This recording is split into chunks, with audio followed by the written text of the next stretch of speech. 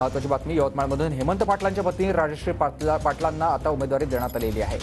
राजश्री पाटील आज उमेदवारी अर्ज आपला दाखल करणार आहेत। मुख्यमंत्री शिंदेंच्या उपस्थितीत यवतमाळमध्ये सभेचं आयोजन देखील करण्यात आलेलं आहे आणि या सगळ्याचा आढावा घेतला माझ्या सहकार्यानं। यवतमाळ वाशिम लोकसभा मतदारसंघातील महायुतीच्या उमेदवाराचा तिढा जो आहे तो संपलेला आहे आणि राजश्री हेमंत पाटील यांच्या नावावर शिक्कामोर्तब झाल्याचं सांगितलं जात आहे। त्याच अनुषंगाने जर पाहिलं तर आज उमेदवारी अर्ज दाखल करण्याचा शेवटचा दिवस आहे।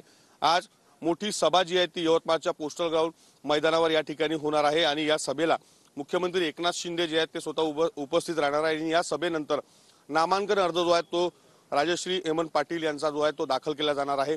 जिल्ह्यातील संपूर्ण महायुतीचे नेते या संपूर्ण सभेला जे आहे ते या ठिकाणी उपस्थित राहणार आहेत। भावना गवळी यांचा पत्ता कट करून नाट्यमय पद्धतीनं राजश्री हेमंत पाटील यांचं नाव जे आहे ते काल पुढे आलं। त्यानंतर जे आहे त्यांच्या नावावर शिक्कामोर्तब झाल्याचं सांगितलं जात आहे।